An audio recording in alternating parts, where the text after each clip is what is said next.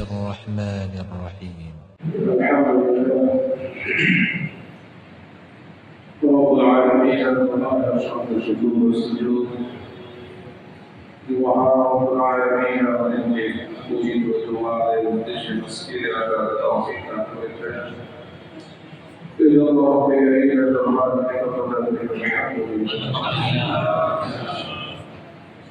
وقال العظيم أشكر الحرج المؤمن আলোচনা চলবে তোদের বিধান সম্পর্কে আমরা জেনেছি, তোদের মুসিবত সম্পর্কে জেনেছি, তোদের না করার পরিণাম সম্পর্কে আমরা জেনেছি, তোদের প্রস্তুতি সম্পর্কে আমরা আলোচনা করছিলাম। ভৌতিকভাবে হজ এটা নিশ্চিত এবং সম্পদের উপর আল্লাহ রাব্বুল আলামিনের অসংখ্য অগণিত নিয়ামত আমরা প্রতিনিয়ত ভোগ করছি। দর্শকরা, যার অসংখ্য নিয়ামতের আমরা ডুবে আছি, তার প্রতি আমাদের কাম থাকা, আকর্ষণ থাকা এটা স্বাভাবিক সহজ বিষয়, যার মধ্যে এই বিষয়টি এই কারণের বিষয়ে ইসলাম প্রাপ্ত হয়। কারণ যদি সে উপকৃত হয় ব্যক্তি আল্লাহ প্রতি তার দিলের আকর্ষণ না থাকে, শ্রদ্ধা, ভক্তি, আস্থা প্রতি না থাকে, কৃতজ্ঞতা বোধ না থাকে, সেই ব্যক্তি দুনিয়াতে আমাদের সমাজেও দূষিত হিসাবে চিহ্নিত। তো সুতরাং যাদের দিন আসে সে রব্বুল আলামিনকে ভালোভাবে সে পায়। যার দিন যত সজীব হবে, রবের প্রতি ভালোবাসা ততটা গভীর হবে, নিবিড় হবে, এটা স্বাভাবিক। তো আল্লাহ রাব্বুল আলামিনকে আল্লাহ রাব্বুল আলামিনের বান্দারা ভালোবাসবে, এটাই স্বাভাবিক।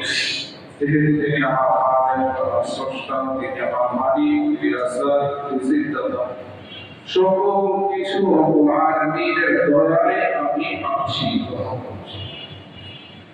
তো এই জন্য শুকরগুজার বান্দা, কৃতজ্ঞ বান্দা, যার ইহসান, যার দয়া, যার মায়া, যার করুণা, যার রহমত সে প্রতিপালিত প্রতিনিয়ত ভোগ করছে, তার সান্নিধ্য লাভের জন্য সে অস্থির হবে, বেকার হবে, বেচাইন হবে, যার প্রতি জাতির আকর্ষণ থাকে, টান থাকে, তার সাথে সাক্ষাতের জন্য অন্ততা হয়, বেদুর হয়, মানুষ অস্থির হয়, পেরেশান হয়।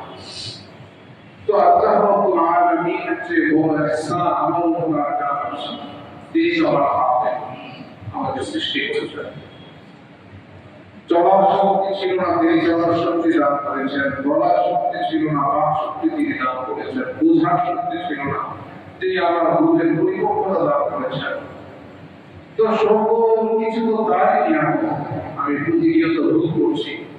তো সুতরাং রব্বুল আলামিনের কৃতজ্ঞ বান্দা, শুকরগুজার বান্দা, তাদের দিলের মধ্যে এই ব্যাঘাত থাকবে, তাদের দিল অস্থির হবে, রবের সান্নিধ্য পাওয়ার জন্য তারা বেকার হবে, এটাই স্বাভাবিক। তবে তাদেরকে আল্লাহ রাব্বুল আলামিন সামর্থ্য দিয়েছেন বাইতুল্লাহ পর্যন্ত পৌঁছা।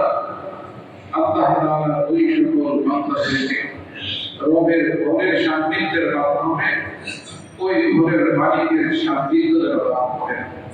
মুহতারাম মুসলিম, এটা হলো হজের হাকিকত। দ্বিতীয় যে বিষয়টি হলো হজের মধ্যে হযরত ইব্রাহিম আলাইহিস সালাম এবং তার পরিবারের আমালের অনুসরণ করা হয়। হযরত ইব্রাহিম এবং তার পরিবারের অনুকরণের মাধ্যমে তার তাওহীদ বলে চিন্তা, চেতনা, বিশ্বাস, সেই তাওহীদের সাথে একাত্মতা ঘোষণা করা, এটা হলো হজের উত্তম হাকিকত।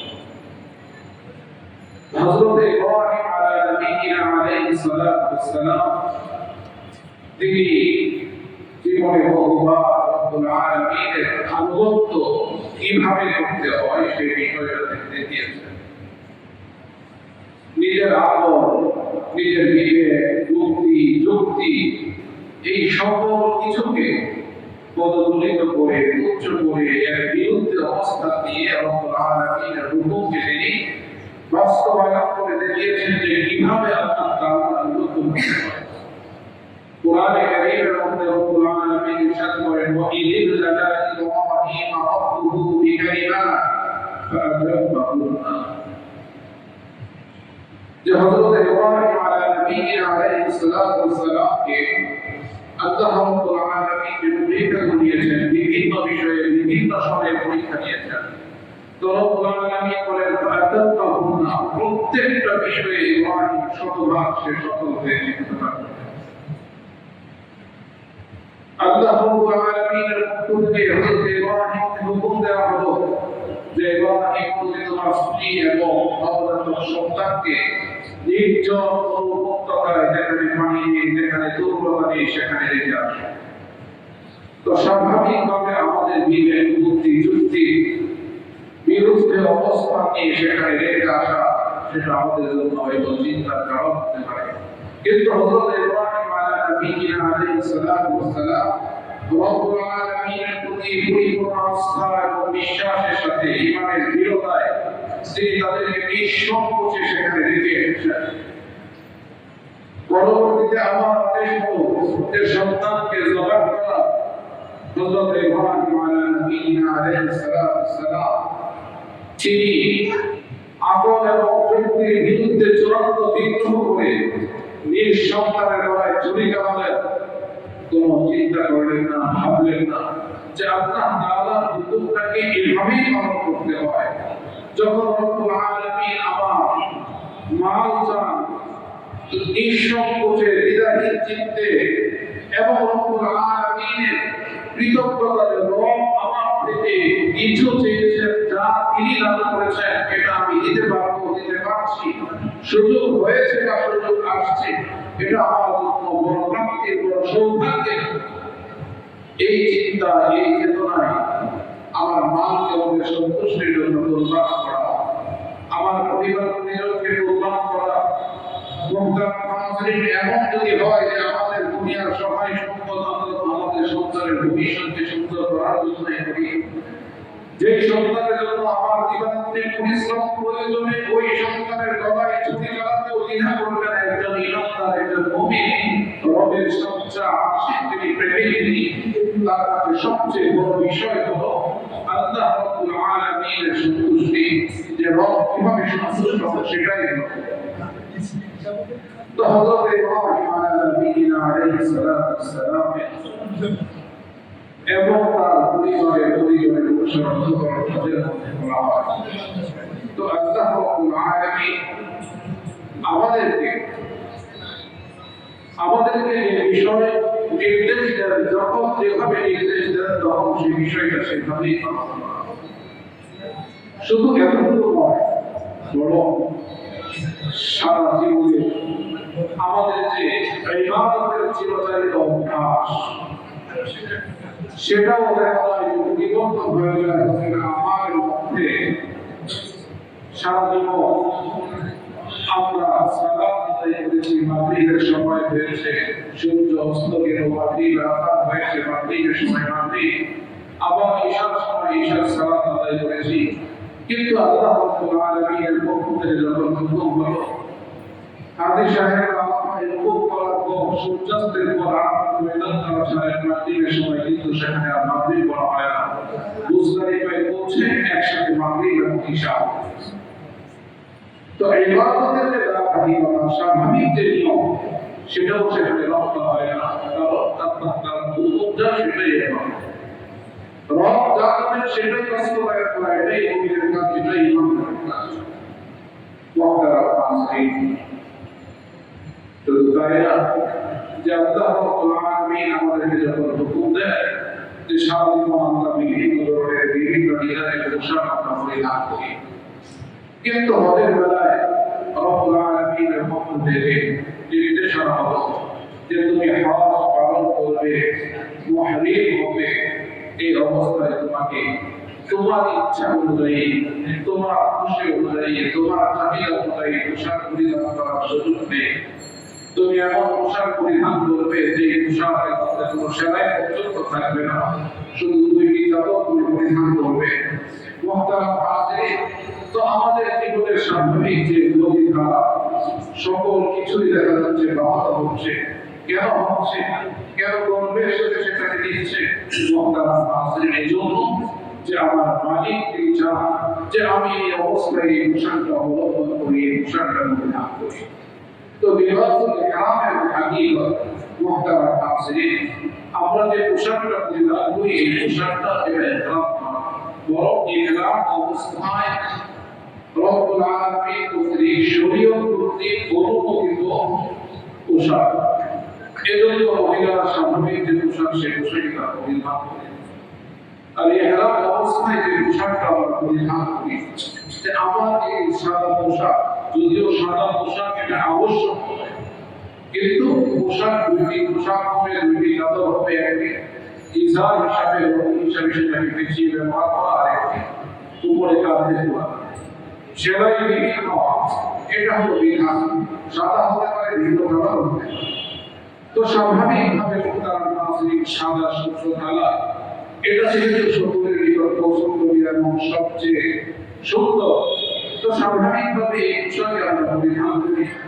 তো এই ইহরামের এই সাদা পোশাক পরিধান করার সাথে সাথে এটাকে যদি আবার রাসূলের পোশাক হিসেবে ভাবতে পারি, এই ইহরামের পোশাক যদি এটাকে যদি করতে ভাবতে পারি যে না আমার কোনো ইচ্ছা চলবে না, ইহরামের লিবাস পরিধান করার পর নিজেকে পূর্ণ ভাবা মৃত ভাবতে পারা, এটা হলো সবচেয়ে বড় বিষয়।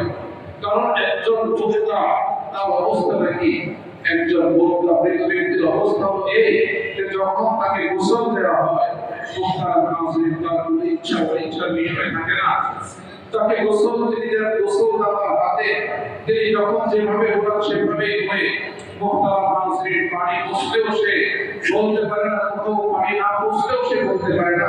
তাকে যদি ঘষা হয়, সাবান দেওয়া হয়, ডলা হয়, ব্যথা লাগলেও বলতে পারে না, না লাগলেও সে কিছু বলার থাকে না। পানি গরম, সেটা তাপমাত্রা কতটুকু সহনীয় না অসহনীয় পর্যায়ে সে বিষয়ে তার বলার কিছু থাকে না। ঠিক তেমনি ভাবে ইহরামের লেবাসটা আমরা জড়িয়ে দিই, তখন যদি নিজেদেরকে মৃত ভেবে, হত্যা ভেবে, কাফনের পোশাক ভেবে নিজেদেরকে যদি রব্বুল আলামিনের নিকট সমর্পণ করতে পারি, তাহলে আমার ইহরামের লেবাস পরিধান করাটা সার্থক। এই জন্য মুহতারাম হাজিরিন, তো লিবাসুল ইহরামের হাকিকত হলো এই যে আল্লাহ তাআলা আমি যেমন সাদা সুন্দর লেবাসে নিজেকে আমি যেমন নাকি আবৃত করেছি, আল্লাহ তাআলা যেন আমার ভিতরকে এবং সাদা শুদ্ধ করে দেন। সকল ময়লা কালিমা কলঙ্ক সকল পাপাচার যা আছে এই সকল কিছু আল্লাহ তাআলা ধুয়ে মুছে পরিষ্কার করে দেন। রবের কাছে সেই প্রার্থনা। মুহতারাম হাজিরিন, ইহরাম হলো যে মুহরিম অবস্থায় আমরা লিবাস পরিধান করি। এই লিবাসটা হলো শুধুমাত্র পোশাক। ইহরাম করা হয় হজ বা উমরার নিয়তে। আমরা যে তালবিয়া করি, এই তালবিয়া পাঠ করা উমরার নিয়তে বা হজের নিয়তে, সেটাই হলো ইহরাম। তো ইহরাম যখন আমি ভাবতাম, স্বাভাবিকভাবে আমার যে সকল কাজগুলো ইহরামের পূর্বে হয়েছিল, অনেক কাজ তখন নিষিদ্ধ হয়ে যায়। সেরাই বিভিন্ন কাপড় পরিধান করতে হবে, পুরুষদের জন্য মাথা খোলা রাখতে হবে, পায়ের মধ্যে আমরা জুতা বা শু এগুলো পরা যাবে না, সুগন্ধি ব্যবহার করা যাবে না, মুহতারাম হাজিরিন, কোনো ধরনের মশা ওঠানো যাবে না, মশা মারা যাবে না। এই সকল বিষয়গুলো আমার আপনার পূর্বে বৈধ ছিল, কিন্তু যখন আমি ইহরাম ধারণ করলাম, হজ বা উমরার নিয়তে তালবিয়া পাঠ করলাম, পাঠ করার সাথে সাথে আমি মুহরিম হয়ে গেলাম। এটাই ইহরাম। তো সুতরাং তখন যে কাজগুলো নিষিদ্ধ, সকল নিষিদ্ধ কাজ থেকে আমাকে বেঁচে থাকতে হবে। তো এই জন্য মুহতারাম হাজিরিন, আল্লাহ রাব্বুল আলামিনের দরবারে আমি যে রবের পক্ষ থেকে তাওফীক প্রাপ্ত হয়েছি, হজ বা উমরা ইহরাম ধারণ করলাম, আমার উচ্চারণ তালবিয়া কি ছিল? লব্বাইক আল্লাহুম্মা লব্বাইক। রাসূল আল্লাহ লব্বাইক লা শারীকা লাক লব্বাইক, আল্লাহ হাজী তোমার কোনো শরীক নেই। জীবনটা তো এই পর্যন্ত এইভাবে কেটেছে যে আল্লাহ রাব্বুল আলামিন তিনি সর্বময় ক্ষমতার অধিকারী। দুনিয়াটা এইভাবে কাটেনি, দুনিয়াটা কেটেছে এমন ভাবে যে অমুকের কাছ থেকে আমি আমার এই বিষয়ে প্রয়োজনটা পূরণ করতে পারি, অমুকের কাছে গেলে এই কাজটা হবে, তার সাথে সম্পর্ক ভালো হবে, আমার জীবনটা সুন্দর চলবে, অমুকের সাথে আমার সম্পর্ক হলে আমার প্রভাব প্রতিপত্তি বৃদ্ধি পাবে, অমুকের সাথে চললে ওই সুযোগটা আমি গ্রহণ করতে পারবো। জীবনটা তাওহীদমুখী ছিল না, জীবনটা তাওহীদের উপর স্থির ছিল না। মনে করেছি অমুকের সাথে আমার যোগ সাধন ভালো হলে, তমুকের সাথে সম্পর্ক হলে, অমুক গ্রুপের সাথে আমি মিললে বা তমুক দলের সমর্থন করলে আমি খুব ভালো চলবো, ভালো থাকবো। মুহতারাম নাযরিন, এগুলো শিরক। তো সুতরাং এই বিষয়টা পরিষ্কার করা, লা শারীকা লাক রব্বুল আলামিন, আমি তো চেয়েছি জীবনের উন্নতি, তমুক নেতা পিছনে পড়ে। এখন এই বিষয়টা আমার বুঝে এসে আসলে না, সকল কিছু তো একমাত্র তোমার পক্ষ থেকে হয়, তোমার ফয়সালাই হয়, তোমার সিদ্ধান্তেই হয়। এটাই আমার বোঝা উচিত ছিল। বিশ্বাস করার সাথে সাথে এরকম আমার স্থির থাকা, অটুট থাকা, অবিচল থাকা, দৃঢ় থাকা প্রয়োজন ছিল। আমি জানতে পারি না নষ্ট করতে পারি ইবলিসের প্ররোচনায় রব্বুল আলামিন ক্ষমা করো, আমি ঘোষণা দিচ্ছি লা শারীকা লাক, তোমার কোনো শরীক নেই, তোমার কোনো অংশীদার নেই। আমি উপস্থিত হয়েছি তোমার দরবারে, নিজের সকল ভুল প্রাপ্তি ত্রুটি বিচ্যুতিগুলো এগুলো সব কিছু আমি স্বীকার করছি। ইন্নাল হামদা, সকল প্রশংসাই তোমার, ওয়ান নিয়ামাতা, সকল নিয়ামত আমি তোমার। আমি যা ভোগ করছি হয়তো বাহ্যিকভাবে আমি দেখছি তোমাকে মাধ্যমে আমি সেটা অর্জন করেছি, আসলে বিষয়টা আদৌ এমন নয়, বরং তোমার পক্ষ থেকেই এসেছে। ওয়ান নিয়ামা লাকা ওয়াল মুলক, এবং সকল রাজত্ব কর্তৃত্ব তোমারই। মুহতারাম নাযরিন, এইভাবে বান্দা তালবিয়া, এই যে ইহরাম ধারণ করলো, এখান থেকে তালবিয়া তার শুরু হচ্ছে। এই তালবিয়া চলতে থাকে 10 তারিখে রবিবার পর্যন্ত,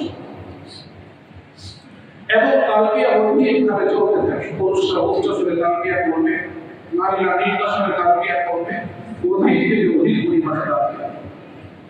হাদিসের মধ্যে এসেছে যে কোন হওয়ার উত্তর রাসূল করিম সাল্লাল্লাহু আলাইহি ওয়াসাল্লাম বলেছেন যে অধিক পরিমাণে তালবিয়া করতে হবে, যে অধিক পরিমাণে কুরবানি করা হয়। মুহতারাম নাযরিন, সেই হজ উত্তম হজ।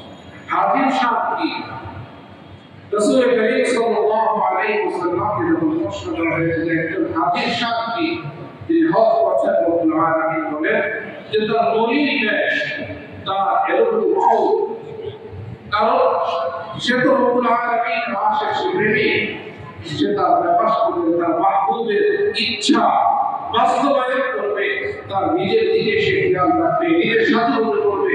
এই অবস্থার জন্য এটাকে সামনে রাখবে। মুহতারাম নাযরিন, তো এইভাবে এই তালবিয়া চলতে থাকবে।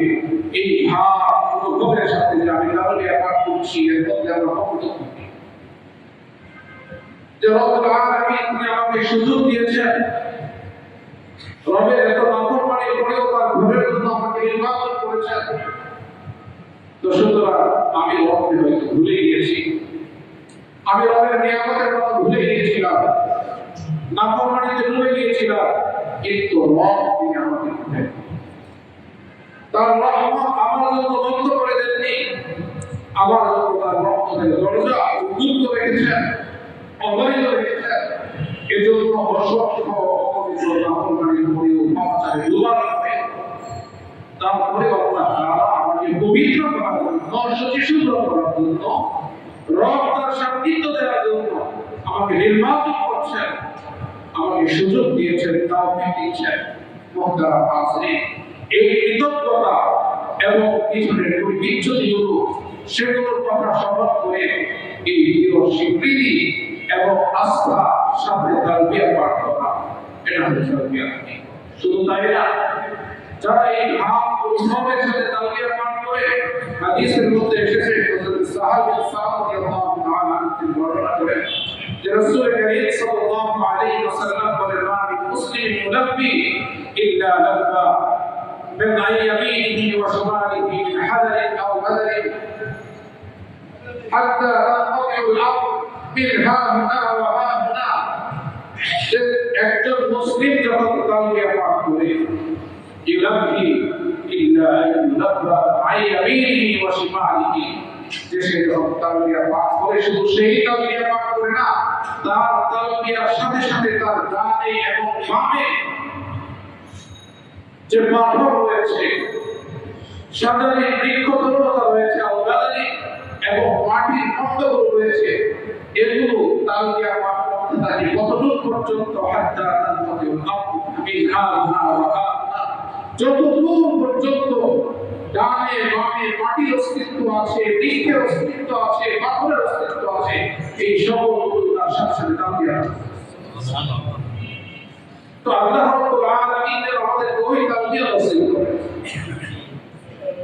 হাদিসের মধ্যেও এসেছে যখন বান্দা এইভাবে তালবিয়া পাঠ করে রব্বুল আলামিন তাদের এই তালবিয়ার জবাব দান করেন লব্বাইক ইয়া রাসূল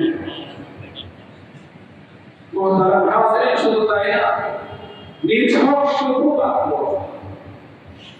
যারা হজ করতে যায় কিন্তু হজের যে পাত্রে সেটা হালাল নয় হজের প্রস্তুতি সে গ্রহণ করেছে অবৈধ পন্থা অবলম্বন করে উপার্জিত সম্পদ দ্বারা মুহতারাম হাজিরিন হজেও গেল হাজির না শাহ করতে আসে না ভাব অনুভব করতে আসে না তার অনুভবের প্রস্তুতি আছে ওয়ারিত হক সে মেরেছে প্রতিবেশীর উপর জুলুম করেছে অধীনস্থদের উপর জুলুম করেছে তো মুহতারাম হাজিরিন সকল জুলুমের বোঝা নিয়ে আর হারাম উপার্জন দিয়ে যখন সে হজ করতে থাকে আর তালবিয়া পাঠ করতে থাকে তখন ফেরেশতারা বলতে থাকে যে না তোমার তালবিয়া কবুল করো তোমার তালবিয়া রদ করা হলো মুহতারাম হাজিরিন এজন্য আলোচনা করেছিলাম যে হজের প্রস্তুতি প্রাথমিক পর্যায়ে সর্বপ্রথম প্রস্তুতি যে বৈষয়িক প্রস্তুতি তো আমরা নিব এই প্রস্তুতির প্রথম প্রস্তুতি হলো আমার উপর যাদের হক আছে সে হকগুলো পরিপূর্ণভাবে আদায় করা আমি যেন খায়ের না হই জালেম না হয়ে প্রস্তুতি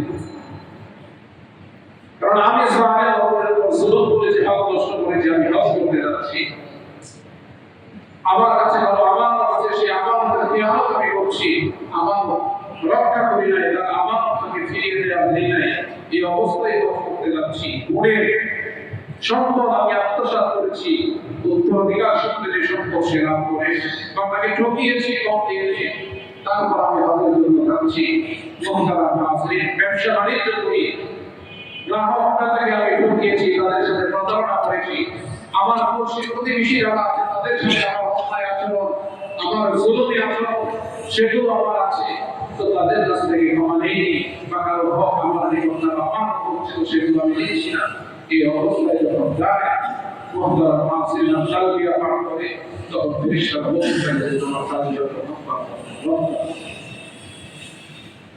এজন্য মুহতারাম হাজিরিন সার্বিক প্রস্তুতির মধ্যে প্রথমত এই বিষয়গুলো আমাদেরকে অবশ্যই খেয়াল রাখতে হবে যে কোনো অবস্থাতেই এমন না হয় যে আমি বাইতুল্লাহ হজ করতে গেলাম কিন্তু অনেকের হক বেড়ে দিয়েছি সেই হকগুলো আদায় করিনি করার সামর্থ্য আছে বা তাদের কাছে ক্ষমাও চাই